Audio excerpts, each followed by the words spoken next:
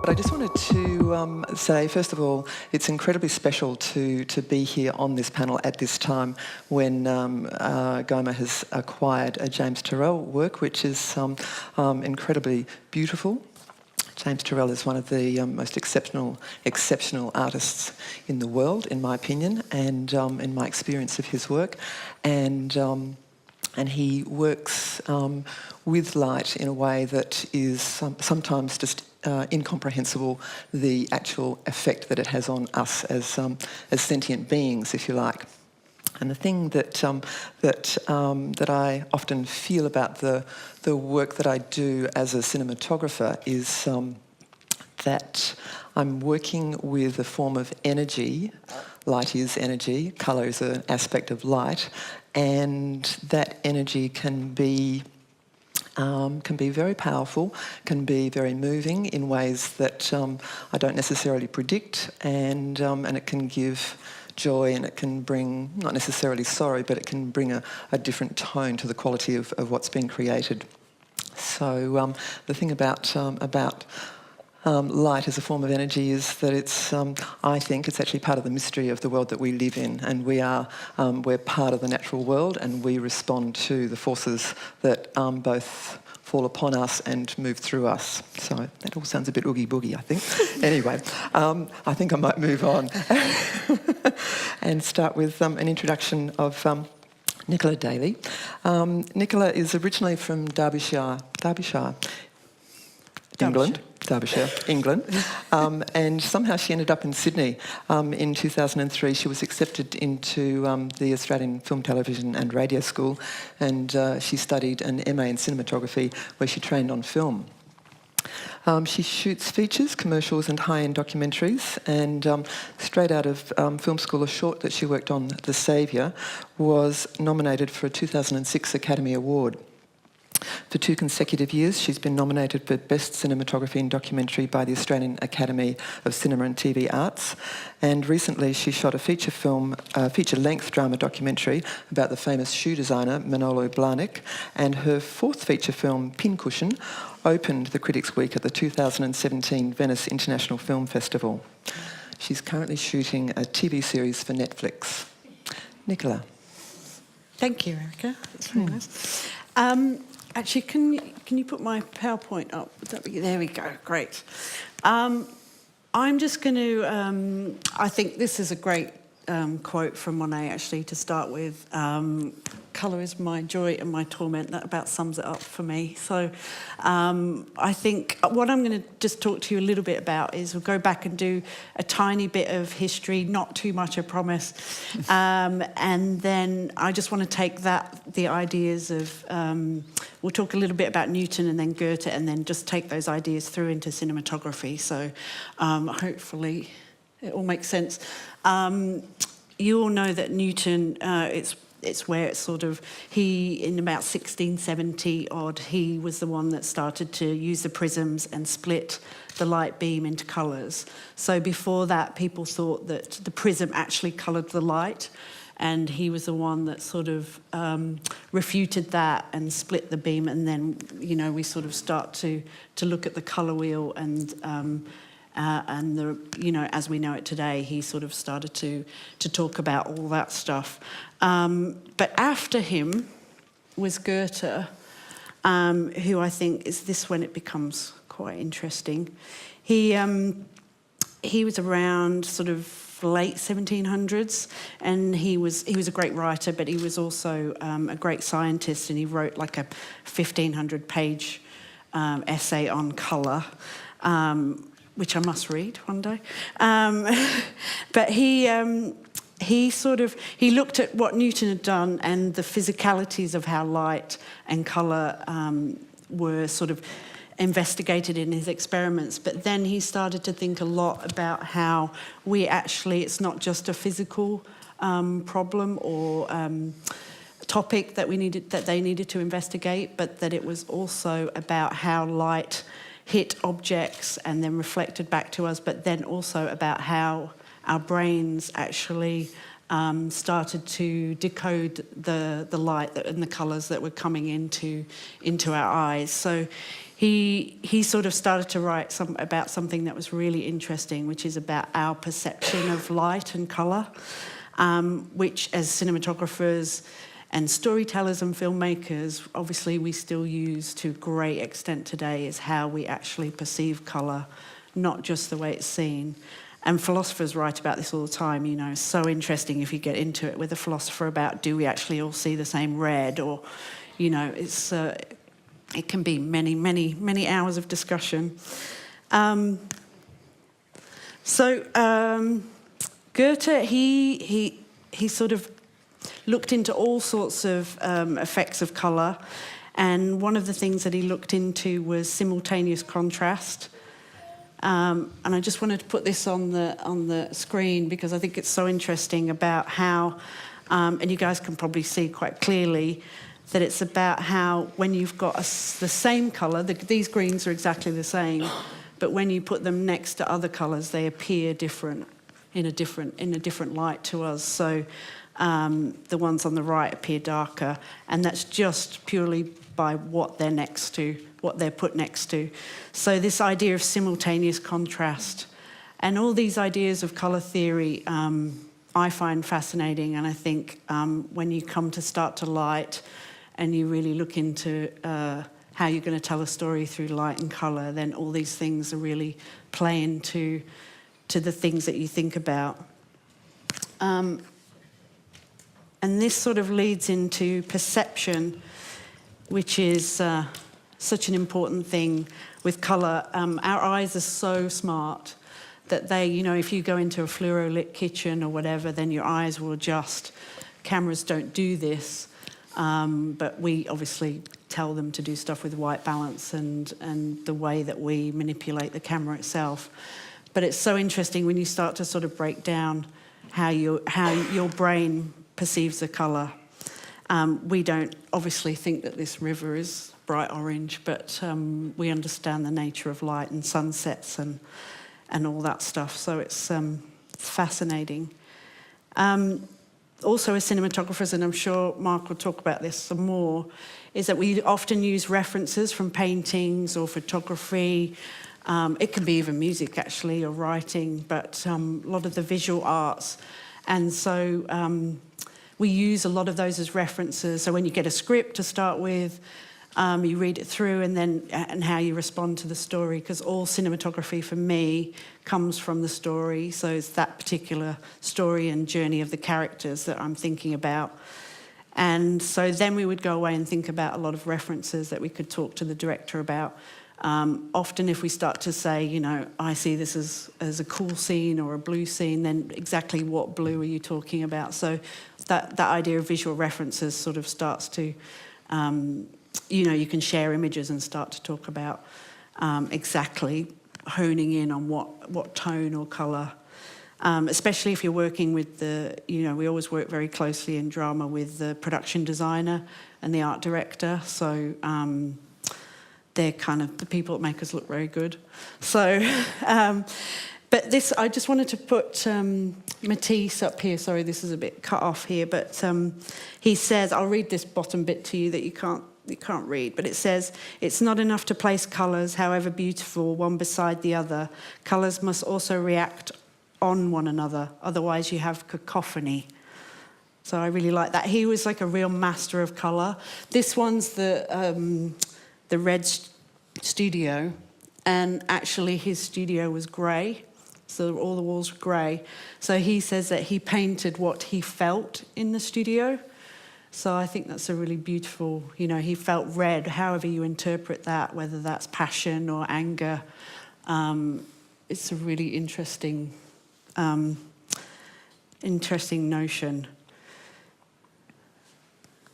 And then we sort of come to Storaro, who's probably one of the greatest cinematographers around, who you guys probably know. He's won 3 Oscars, The Last Emperor, Apocalypse Now, and Red. And he sort of developed his own massive colour theory. He's written books about it. They're beautiful books. And he takes a lot from Goethe and his sort of ideas of perceptions of colour. This is a very basic sort of rundown of his idea of colour, but it comes a lot from his childhood. Actually, if you go back and watch The Last Emperor, you can see a massive colour journey in it. And so what he's talking about, you know, there's beautiful use of yellows when the kid is growing up. And he talks a lot about the symbolism of all those colours. And it's so interesting when you... I just did a lecture in Innsbruck on colour, and all the students were from all over Europe, and we had a massive discussion about the colour, how their colour was represented to them in terms of their specific society and where they'd grown up. So that sort of cultural influence also comes into it. So it's great. Storaro shot Dick Tracy. And I just wanted to put this one up here because this sort of falls into that notion of perception of colour. So as a cinematographer, if you're starting to light something like a completely red space, it happens a lot on submarine films. So you're in the submarine, everything goes wrong, starts to leak or whatever, there's red lights going off. But the idea of the perception of that red, if you watch it as an audience member, if you watch a whole scene lit with red light, after a while your eyes will become quite tired to the red and the red will feel less red. So what he's done here is he's put the white backlight in, and that makes the red seem redder by comparison. So it's that idea of colour, what we call colour contrast.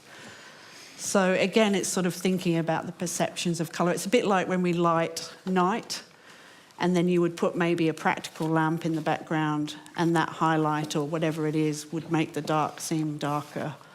So it's all about that balance of thinking about not only the story, but also how the audience are going to perceive the colour that you've used to represent the characters. And I'll just finish with a little bit about Pincushion that Erika mentioned. Was the last film I shot. It was a British film, and we used a lot of there's a massive colour journey in the whole film. It's a mother-daughter story, just to tell you a little bit about the story so it makes sense. And they move to a new town. The daughter's about 15, and she falls in with the wrong girls at school. It's about being bullied, and the mum gets bullied as well. So it's kind of, they get sort of pushed to the margins of society. So one of the references we used was William Eggleston's photography. And what he did was he sort of took mixed lighting and he sort of twists it a bit. He was sort of one of the first pioneers of colour photography.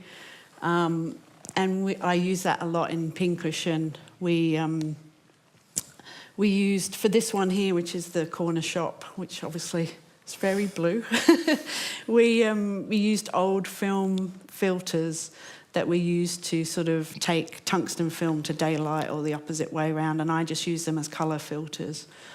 I have a relative who's a news cameraman, and he watched this film and he said, "There's something wrong with the lighting in this shop." And but I said to him that, Van Gogh said, I have no concern at all with the reality of colour. And so that's where this film is coming from. It was not to do with the reality of what was in that shop. It was that at this moment she was feeling that this was a moment. She meets a boy in this shop, so this is a moment where she can sort of break out and be free and sort of start to explore her sexuality. So this sort of blue colour was representative of that. And throughout the film, actually I'll show you this one, throughout the film there's a lot of fantasy sequences, so which was really fun to do. And so we tied it in with colour. There's this marine blue-green gel in the background of all of these that ties all the fantasy sequences together. And so I wanted to sort of twist and push the colours, like the characters are being pushed and twisted throughout the film and sort of manipulated by other characters in the film. So we sort of, it really goes there with the colours. So And we just go back to this one so you can see. But that's a great quote from Eggleston.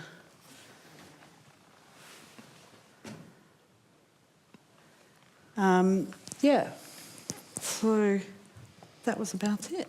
Sorry, that's not a very good end, but there we go. I'm sure my time's up, right? Thank you. Thank you. We'll come back to, I'm sure there'll be questions about, keep the questions. About what the colour journey was, as well as the, I mean, you've all seen the pictures better than we have. Yeah. All right. Thanks, Nicola. Our next speaker is Marissa Lindquist. Marissa is an award-winning architect and lecturer at the School of Design, Queensland University of Technology. In 2008, Marissa was awarded the National Deluxe Study Tour for Emerging Architects in Australia. She formed part of the editorial team for the International Idea Symposium 2010, entitled Interior Spaces in Other Places, Brisbane, Australia. That seems to be part of the title. And is recognised for her creative practice through publication within the 2012 Venice Biennale Australian Pavilion. In 2017, Marissa was the recipient of the Women in Research Scholarship QUT and is currently undertaking her PhD, focusing upon neuroimaging, architecture and emotion. Her teaching practice dwells on the margins of interiority, fashion and craft making. Marissa. Thank you, Erika. I was invited to this conversation. I was really excited about it because I currently lecture in design, in particularly interior design, and I lecture to first-year students. And one of the experiences that you experience as a new designer or even a new filmmaker is that you're learning a new language, and it takes time to learn that language. So I was really excited to come onto this panel because one of the things that I try to help students understand is the immaterial as well as the material when designing. And so colour and light are really important, and we actually look at film as a way to distill a design down. But I was really also excited to come because of James Turrell's work, and it's quite unusual because I've seen some of his work in different spaces in different parts of the world. And the thing that's quite impressive, he had a piece, I think in 2010, called Within and Without. And it was this landscape piece which it was almost like a bunker. And you approached it by going through this, down into the ground through this narrow pathway. And so the light was almost excluded and the space became quite compressive. But around that landscape was this water body and it reflected natural light. And then as you went into the interior, you were in this very severe surface and there was another water body and you felt this light being reflected across the surfaces until you came into this inner moment where you were able to look up through this opening, which he calls sky spaces, and experience that convergence of natural light and also artificial light that was being washed up on the interior of the wall.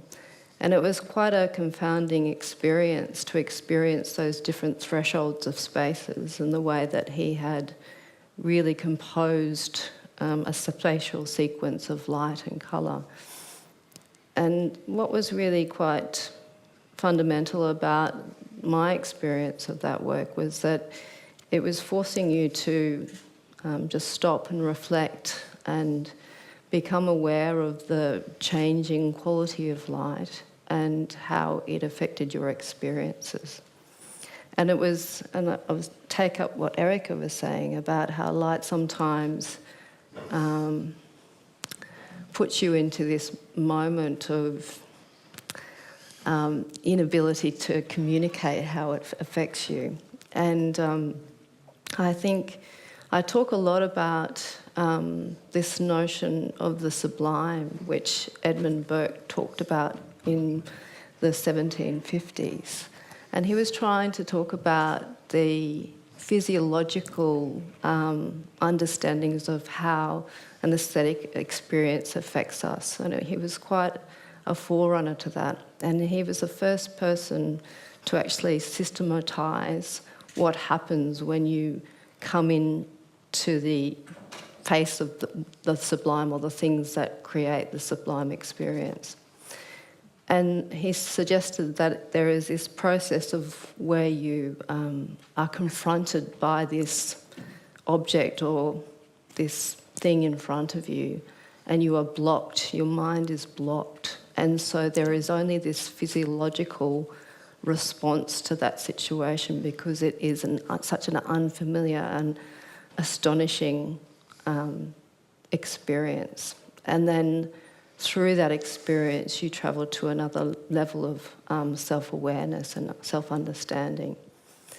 And I liken that process to the creative process that designers and filmmakers go through, this kind of call to something that is confounding or astonishing, but it draws us through. It's like this irresistible force that draws us through, because we want to understand that condition that is given to us or we experience. And I think it's the case for James Turrell's work. I think it's the case also with cinema, that there is this kind of force that pulls us, and we are affected in a bodily way, in a sensorial way or a sensory way that we don't fully have a comprehension of. But it's that effect that makes us prolong our kind of meditation, or takes our perception, and we dwell for longer. And I think good architecture and good architectural spaces do that as well. They have this ability to compose light, shadow and colour to create that moving experience that you might also experience with film. And Burke talks about this in his book. He actually starts to break down those things that create that sublime experience, and he talks about it in terms of building, that there is this kind of magnitude and immensity that we might experience. But he's quite clear about those things that qualify or create that experience. So he's always playing around with instances of obscurity, or being put in a difficult moment, or things that are a bit terrifying that take us or pull us. He also talks about colour and light, and he obviously wasn't writing in a time where they had film, but I think that he would have had a lot to say also about the experience of the sublime with film and how it makes you feel, or how your body responds to it. So he talks about light in the way that there are these intensities of light that we experience, and that might be the brightness of the sun as we come out of a space, and it becomes overpowering. But there is always this otherness that is kind of paralleled with that, I guess. So he sets forth a number of different experiences, I think, and different situations, which I think good architectural space and good cinema actually uses as their composition. And I guess one example that I've experienced quite profoundly is this building in Berlin by Daniel Libeskind. And my first experience of it was before it was officially kind of open, and there were displays in the Jewish Museum. And my first experience was going into this space called the Tower of Terror.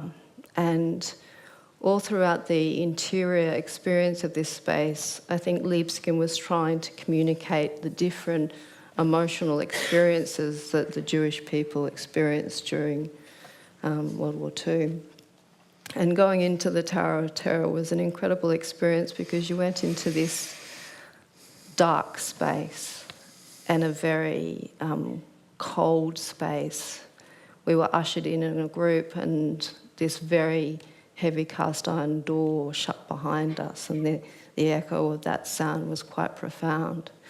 And we were in this dark space and people were whispering, and it created this incredible effect of suspense. And just as our eyes started to become accustomed to the space, there was a light that appeared up above us. And there was this natural desire to walk towards the light because it was something that was revealing something or familiar. And I walked towards the light, and it was quite up high. It was a slit of natural light. And as I walked, the walls actually converged to a point which I couldn't escape from. So it was this power of using light as a storytelling device to talk about the limits and the difficulties that the Jewish people went through. But there are much more everyday spaces that engage with that composition of space, that compression and expansion of space, and how natural light engages with those sequences or spatial sequences. The Queensland Art Gallery is a really great example of that. It is an experience about landscape and how landscape can naturally filter or be programmed within an interior to create different experiences as you travel through the interior, whether it be spaces of solitude and reflection, spaces of immensity, of light within the main court or forecourt, or instances that are peripheral, where you capture the outside landscape and you are in an institution of art which has this connection or tries to make this connection back to the landscape. So there are very everyday examples of those sublime experiences that I think good architecture engages with. And I think good filmmaking also engages with, and I think where we have that kind of common ground. Indeed. Seeking moments of the sublime in architecture and in film is, I think, what sort of we're always hoping to achieve. Just moments here and there. Thanks, Marissa. Thank you. So our third speaker is Mark Wareham. Mark has an extraordinary list of cinematography credits, which span feature films, television, movies, miniseries and documentaries. And with a talent and passion for creative collaboration, Mark is highly sought after by both Australian and international directors.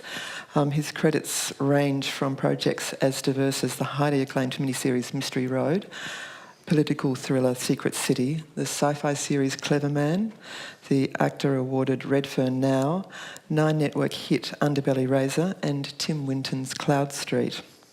Some of his features include The Second, Don't Tell, Jasper Jones, A Month of Sundays, Felony, and Clubland. Mark. Oh, thank you. Now I apologise for not having a presentation quite as good as Nicola's there. I did pull out some material because this started making me think about, I suppose, some of the passions and things that you respond to when you go and do your work. And I think if I hadn't become a cinematographer, I think the most other profession I would have loved to have been would have been an architect, because I'm, I get very inspired when I see good architecture and the way that, the way that it's created and how someone actually envisages, something they're going to build in a space and how it interacts with the landscape. And so what I thought I'd talk about a little bit is how the process of that I've come to work, and then I thought about the similarities about with my friends who are architects, that the constraints of landscape and place, and obviously, as Nicola said, the first point I always start with is a script. And when you read the script, you initially start to think of ideas, and you collect your reference sources from all over the place, whether they even be, you know, as I said, music, paintings, photography, even theatre shows. Sometimes, like being in this space, I was just when listening to you guys talking, I started to reflect upon the space we're in now and how you're in a darkened room and we're lit up. There's the always present exit sign for the safety thing, and you'll leave this and walk out, and it's cleverly designed because you don't walk straight into bright light, but you come out, and it's how that effect of light also affects our emotional state as far as our circadian rhythms and how we react to, our energy levels as well. Marissa and I were talking earlier, and I was saying that another thing that affects, travelling, and you go to a place like Las Vegas, and the design that they've designed inside, the lighting inside the buildings has been very clever to make people not feel like they've been, not emotional, to sort of numb that emotion so they don't feel like they're being tucked away in some dingy space. But, to be, the one example is the Venetian, where you walk into this sort of dusk-lit shopping arcade that looks like the sunset on the canals of Venice, and then you walk outside into this blazing sunlight, and your body gets completely thrown. And I know I've just spent the last 2 weeks in Malawi in Africa, and I was doing a piece of part of a project which we'd shot most of it in Australia for Africa, and I was sort of astounded at how by sprinkling some red dirt and painting some buildings the colours that had been referenced, how immediately when we went there, I was showing photographs of what we'd done in Australia to the Africans, and they were saying, "Oh, it looks like Africa." And that purely was to do with colour and to do with the quality of the light. And I suppose that's the thing about, to carry on from what this was saying, that when filmmaking, you want to evoke a response and an emotion in a film, because when people do, and I suppose now in an extent that's now going to television with streaming, that people do like to sit down and they do like to feel like they're not watching reality when they do go into that space. And I suppose that the fine line is to work out what balance you have between heavily pushing an emotion or subtly laying that light and shade and colour so that it just becomes integral with the story. And then, through all the other things with editing and music and all that other stuff, an emotional response hopefully is produced by the audience. But always going back to that starting point, it's without that referencing or that plan, I find that you're not able to then react straight away to the situations you're in. And then, of course, on top of that, in being a cinematographer, and I suppose similar to an architect, you then have the constraints of how you're actually going to make that thing work and how the budget's going to work and what's at your disposal. So, and I suppose I have that, I always marvel at how people are able to design things and still come in on budget, and everyone loves them all years later, that people look at a film and might say, "I didn't like that film," but then in a later time when they look at it and they feel differently, they might feel respond much better to it. And I think that's often to be said about architecture as well. A project last year we were that I worked on. We intentionally, the production designer and the director wanted to shoot in all very much brutalist architecture, so they picked out Australian architects like Harry Seidler and Robin Boyd. Boyd, that's right, and I'm trying to think. Jim Birrell. No, another one that was all of it. They were all of that sort of modernist era, and it was interesting to see them how well those houses had lived and how well they'd actually lived, and in a time now how relevant they were to time. And I suppose that's the other thing about taste in colour and light. It sort of changes over time with fashion a little bit, and there was always a point where that intersects back together, and that's what I find really interesting about how artists take those memories and ideas and recreate them into a piece that will reflect the time or the political thinking or whatever the emotional state of people at that time. I mean, just recently I watched a documentary on Midnight Oil, in 1984, and I'd forgotten the Australia we lived in that was then, and then looking at those images and the way people would dress and the hair and the thing, but also what the belief system was, made me think that, there's actually, by putting just a very subtle little clue, whether it be colour, light, or, dark or brightness, makes people feel very, very different about how they'd respond to a certain thing. And I mean, all those visual cliches that we use as cinematographers in a film would be, when it's a horror movie, it gets darker, and when it's, the aliens come, they get bathed in a bright light. I mean, they're sort of visual cliches that sort of seem to work. And the only other thing the idea that I was just going to share with you guys was in the last year, due to sort of what's going on with the visual effects thing, I'm playing around with a new idea about using the actual picture, the actual interaction between light that's around a situation, rather than traditionally we would use a film light to, make us some sunlight through a window or something. I'm now playing around with this idea of actually capturing moving images or even photographs, and then projecting those photographs by LED screens back into the sets to actually and allow for all that changing. And this idea is born out of which is what I actually went to Africa to do, was creating background plates in blue screen where they're connecting the connective tissue that goes between, a lot of these visual effects films, they, shoot on a blue screen. But the thing is how that object interacts back into the real environment is often the trick of how do you make that feel believable. And this idea of now, filming the interaction as a bright car goes past or an orange wall or whatever, that interaction appears as a reflection in the skin or whatever, and then that ends up making the audience feel like, oh, well, that I believe that happened in that place.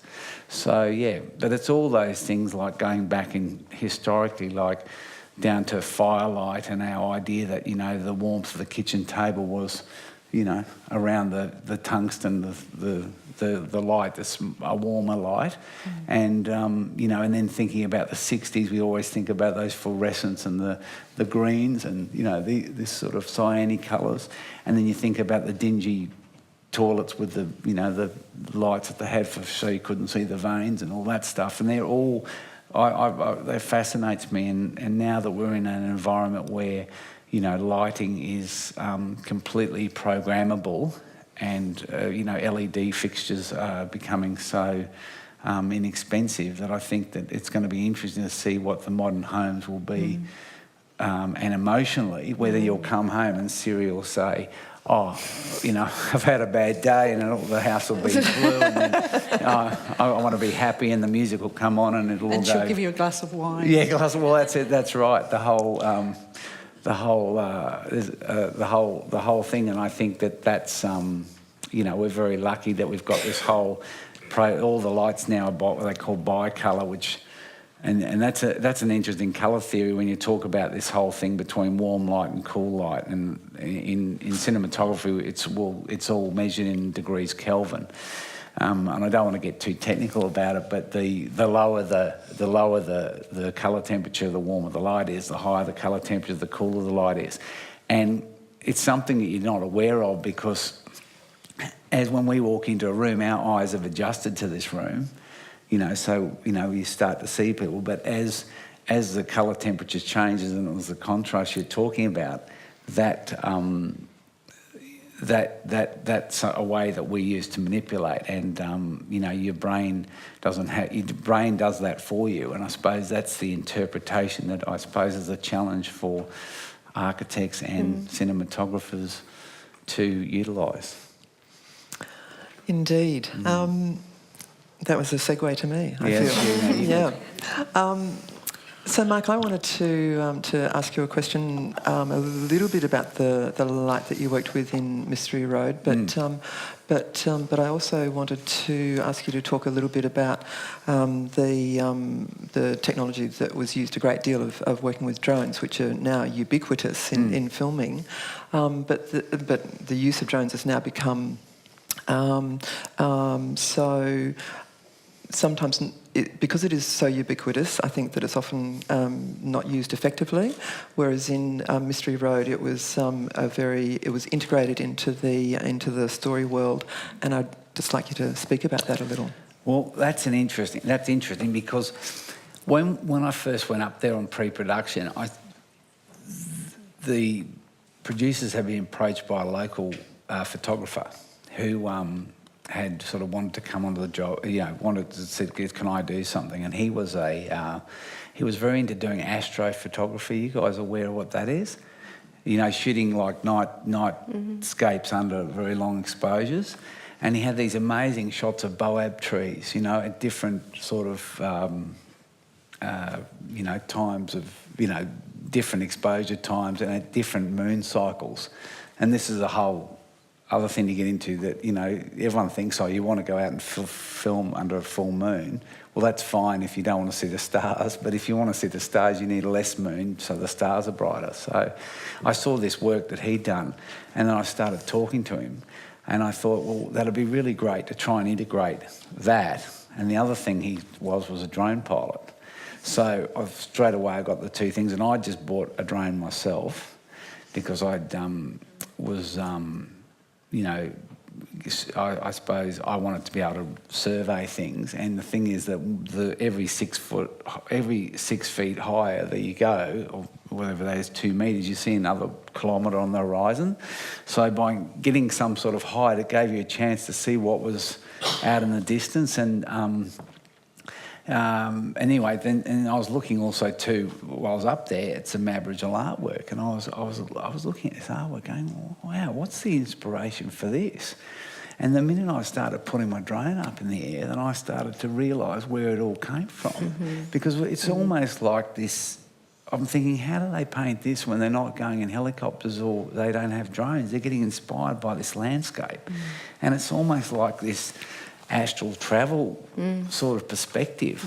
I don't know if you've ever been to really in the outback and looked at a lot of the artist's work, but when you see that inspiration and the colours and the shadows and the texture and that sort of stuff, you think, oh, this is incredible. So what we did with the drones there is, firstly, Ivan Sen's original film, he was very obsessed with that top-down sort of I suppose Google Earth style drone work that he used very effectively, and we wanted to carry that on, but we also wanted to, I suppose, get our own context with the series. And so Rachel Perkins, who directed it, always very concerned. She's got a very strong sense of audience and understanding with story, and when there were some things like salt pans and different things, and I would walk into the art gallery and I'd think, oh, here's a still that I'd done from a drone, and I'd look up and say, oh, that looks incredibly like the referencing. So I suppose we tried to very much get that sense of place and landscape, and I suppose borrow even a little bit from the local artists, and also this Bushman photographer, Ben Broady, who did our drone and some of the astral work for us. Yeah, so that was it, and I felt it worked really effectively as well. Yeah, so. It's a very strong signature that runs right through the story. And that all comes into time of day too, because in everyone always thinks, oh, you want to shoot later. It's interesting, like in Africa, just this past trip, it was better for us to shoot in the morning because of the cooking fires. When it was a sunrise, came up very quickly, and everyone burns wood to cook and stuff. By the afternoon, it gets quite smoggy, so the afternoon light's sort of good from like 3:30. But the minute it goes down goes down low, which might be nice in another location, it just goes very flat, and the colour disappears. And we found that there were certain times of the day in the Kimberleys where if you had the sun in the wrong spot, you didn't get the nice texture out of the backgrounds.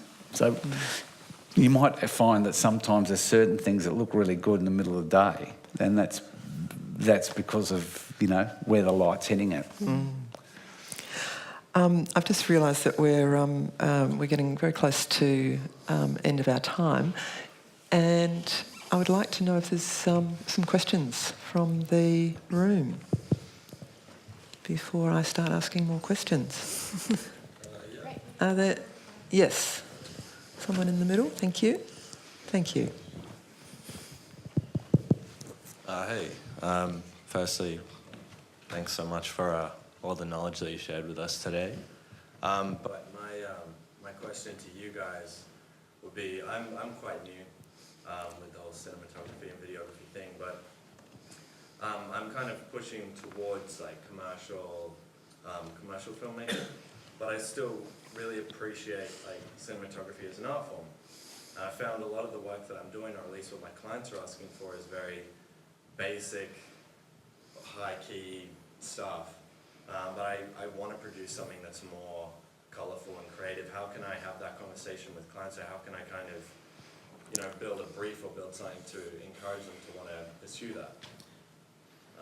Does that make sense? Or? Nicola. Yeah, Nicola, I think you'd be good at that one. It's always tough because I think, especially when you shoot stuff, it's always a negotiation between, it's often a negotiation between the budget, but it's also between, the client in your case, or the advertising company, or the product, and then what you can bring to it. I mean, you can only suggest if you've got great ideas for something that you're doing, and the way you can only suggest and try and pitch those ideas and sell them.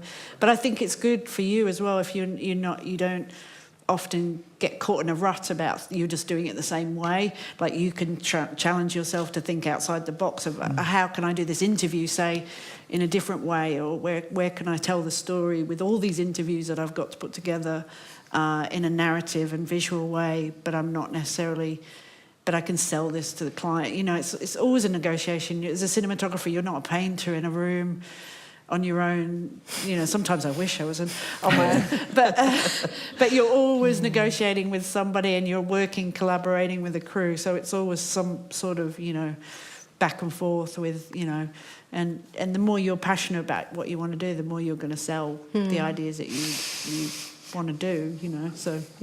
I think it's also prolonging the discussion with them, and just spending, if you can, more time getting to know them and getting some of the, what they're interested in. Of course, it's a commercial kind of enterprise, but I think spending time and just having everyday conversations with people actually pulls a lot of information out that you can actually work with to push into these other areas that you want to experiment with. And absolutely, if you have passion, people want that passion.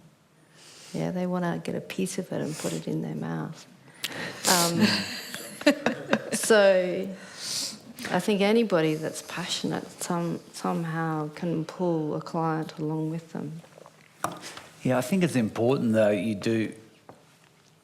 obviously you always want to give people what they, the client what they want. But you also at some point have to, for yourself in the future, have a style or, build your own thing that you like as well. And so sometimes it's a version of sometimes doing a couple of versions of things or taking the time to do your own work, and that becomes almost becomes an example of your work that people can say, if they question something, say, but you really like that in this work, and interpreting what it is that worries them, because often people are quite nervous to change, that everyone likes to do things a certain way because they perceive the other clients. But, having a piece of work that's original could actually give them a little bit of an edge in their marketing because it's something that makes it a bit more memorable. So there is a bit of a sell there that needs, as you say, discussion, but there's a slight level of, I suppose, justification. Yeah, I think we're moving into a space, from what I've seen, where a lot of companies want to produce, I guess, storyteller, connection-based stuff. But they're kind of afraid to do something different and do something unique. So I guess I'm just trying to wiggle my way into that and create a look, or at least create a space where people can discuss that and maybe not be afraid of being perceived as this is too out of the box and nobody's going to want it. Nobody will be interested in what I'm trying to sell or produce or whatever. So yeah, that's where I'm at. Are there any other questions from the room? Yes, up the back. Thank you. Oh, steady on. My question is, in terms of lighting, what's your favorite movie scene? Movie scene. Oh God, that's hard. Actually, I'm sure you've seen Jesse James, the assassination of Jesse James by Roger Deakins shot. I actually saw that in the cinema, and there's this one scene which takes place in the back of the shop, and when we came out of the movie, I'll describe it in a minute, but when we came out of the movie, I said to my friend, "Oh my God, the lighting, and there was this one scene, and he said, "You don't have to say, Nicola, which scene it is, because you actually physically whimpered." But he has it, there's a door open in the back of the shop and the light is just coming in, and it's the way it falls off in the space and where they've put the characters. They're discussing something secret that they're going to do, and then they're just in the shadows, but the way that the light is coming through, I mean, you could study that film, every scene in it is just beautiful. Well, I think that train sequence too, as a model of simplicity. Yeah. I don't know if you've seen the film, but there's all these people standing in the dark with these little lanterns, and there's just the one light from the front of the train that puts the shadows of all the trees across it, and it's a beautiful study in simplicity, really. As far as lighting, it's it's how do you do things with two light sources, really. But not showing off, not saying it's all about the light and the big crane shot that you've got or whatever. It's rooted in the story. There's a film, I think it's by Tanaka.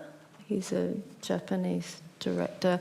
I saw this film when I was very, very young. My father was a devotee of David Stratton, SBS, late nights.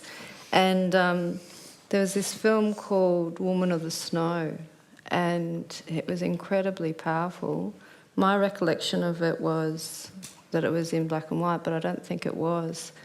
And it was about this story that they have, this legendary story about this woman that comes and kills hunters or woodsmen in the snow. It was about this sequence of events, and the woodsman was with another woodsman, and it was this incredibly crazy, voracious snow outside, and they went into this hut, and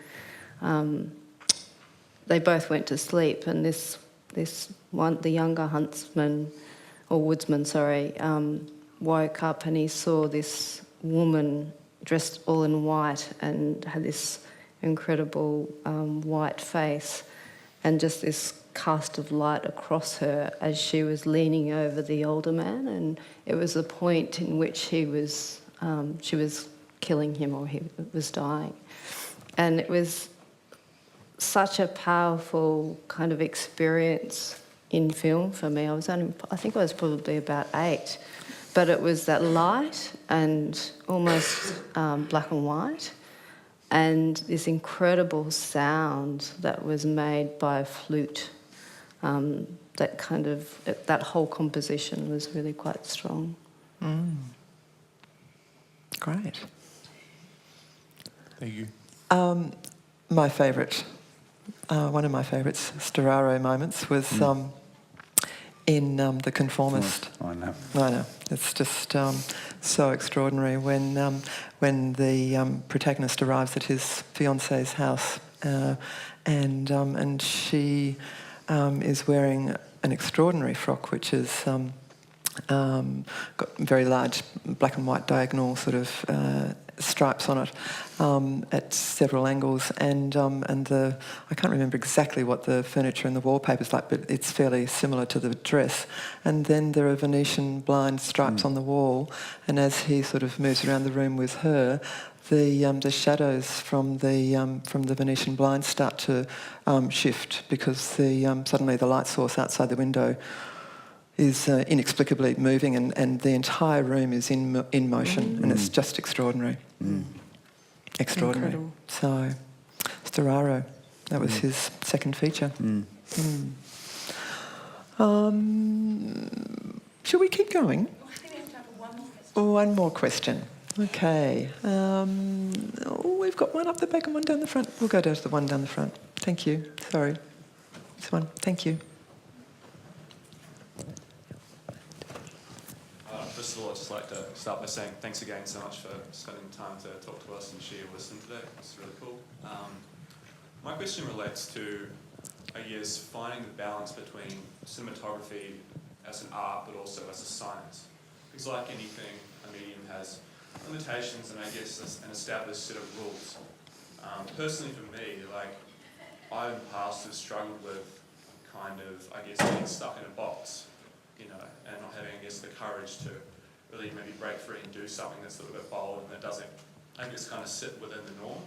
Because, quite often we get stuck within this set of conventions. I guess I'm curious to know how each of you kind of deal with that and whether you've been challenged by that in the past as well. Absolutely, definitely. I think, you're an artist as a cinematographer, so you evolve. So, I've been shooting for 15 years, and I think you do come to places, artists do this, and you think, okay, what shall I explore now? Or I'm stuck in this thing that I've been doing all the time. Where do I want to go now? So it's not something that you get to and then you're like, okay, I'm just working. I think your vision and your the way that you see the world evolves for your entire life, and cinematography is a career that will go on till you're 90 or something. So but I think definitely the way you can do that is travel. I think that's a big thing for me, is you see, as Mark was saying, in Malawi, you go somewhere and the light is completely different, and the time of the season, and that is so inspiring. And to just keep doing that and keep travelling and keep looking at the world is just it's definitely, look up from your phone and look around. It's so important to do that. Yeah. I'm currently engaged in this kind of practice, and it's called strange making. And it's where it's all about experimentation and not knowing what will come out of that process. But it's also about hybridizing strange materials in the process. So it might be that I'm dealing with food and I work with that and put other substances with it, and that creates an effect. And then, I shoot that and I think about that, and then I might then take it into a sculptural response, and then I start thinking about it in terms of a space. But I think it's about experimenting, and sometimes with strangeness, things that are discordant with one another, but through that kind of merging, something new comes out of that, and it's unknown, and it's kind of really exhilarating, because you go, oh my God, I've just created this, and I didn't plan it. It just came out of that kind of combination, and it's really quite exciting. And then you kind of dwell on that and process it. It's kind of like what you were talking about when you were talking about the reflection of other lights going past, and it's reflecting on the surface of something. And yeah, I think that's the thing, that you got to be open, but also sometimes it's good, not only getting, he's saying about the technical, not only going with the very best technology you can go with. It's, you know what I'm going to go with this one. It's sometimes maybe going, why don't you try grabbing some camera that you can get to work that's 20 years old, if some video camera or something, and see the perception, because that's another thing. How these sensors and everything are getting better and better all the time as far as, what we're dealing with. I was talking to a photographer about like this scientific sensor. He's explained to me about, because we were talking about like in this whole infrared and this limitless ISO we can shoot at night without any lights and all that stuff. I mean, that we're going to go further into that world, but maybe it might be good to take a step backwards and limit, go with like limit yourself to one light and one colour or something, and try an exercise in that. That might be the way that you'll be able to move forward. I'm not saying it is, but it's just interesting that sometimes what you have to make do with, or you take an approach that doesn't have everything. It actually, you single out a certain way of looking at lenses or imperfections, or limitations and constraints are your best creative friend. Yep. Is what I would say. Yeah. Just remove. Just take away most of the things you normally work with and try and find a way to do it. Subtract, subtract first. And there's so many, if you ever look around, there's so many different ways. And I mean, I know people, funny enough, we're talking, the crew I was working with are off to do the new Star Wars, and they're shooting that on film again. So, which we're all, because it's a choice. They made that as a choice. It's not an economic thing. And, whereas, what's his name, Lucas was a big adopter of digital, early on, but they're now going back to do film. So, they're rehousing lenses, and they're going, it's all changing so quickly. But, within that, I'd say experiment and play and make your own things, because with these YouTube channels, there's, everyone can have their 15 minutes of fame, But if you can only afford one lens, then see if you can shoot a film on one lens, For each of you, is that, I guess, willingness to take risks and make bold choices like that, is that something that you feel is really integral to your craft and what you do? sometimes. Yeah, I think over time, you try and it's interesting. I'm just starting a new project with a director I've worked with for 20 years, and the first thing I rang up and said to us was, "I hope you haven't mellowed in your old age. I'm hoping we're going to do some nutty stuff again." and he went, "Yep." So that's I think the thing is that you go through. There is a stage in any sort of practice, and I think this includes sport or art or anything where you try to master the basics. As you start, you want to know all the technical stuff, and you get to the end of that and you feel reasonably competent with that, and then you start to explore the other parts, the bits that you can't quantify, like the emotional, the extra energy. Someone who runs long distance will train and train and train, but then they'll where they get that last bit of whatever that is, an artist who learns how to mix all the colours correctly, and then turns it on its head. That I found that Brett Whiteley documentary, fascinating about his process and how he worked, and then how he turned that around. So I think that you apply that any of those disciplines in any sort of venture, and then get to the point where you understand you do need to understand the rules, and then you need to go and break them, I suppose. Absolutely. And I think that when you find that you have got answers to most of the problems that you've been dealing with, and you're starting to feel pretty confident, then you should really try and find a way to get uncomfortable. Absolutely. Yeah. Because if you're comfortable, then you are not pushing yourself, and that's everyone will tell you that. So and also always remain porous. What I mean is allow things around you to, notice things around you, and bring those things into your practice as well. It is about that noticing, I think. That's pretty important. And they might be really peripheral things. Like I come in on the train into Brisbane, and every time I go through, I think it's the Valley Station, there is this blue tarp that's been left in between the next adjacent property and the train station. And it has this, it captures natural light. And every time I see it, it's a delight, and it's always different and always incredibly beautiful. And I keep on thinking there's something in that, So it's peripheral, but there's something that you can use to develop your practice with. Thank you. And that was a great last question. Thank you very, very much. And I'd really like to thank the panel so much. That was really, really interesting, and I hope you all enjoyed it.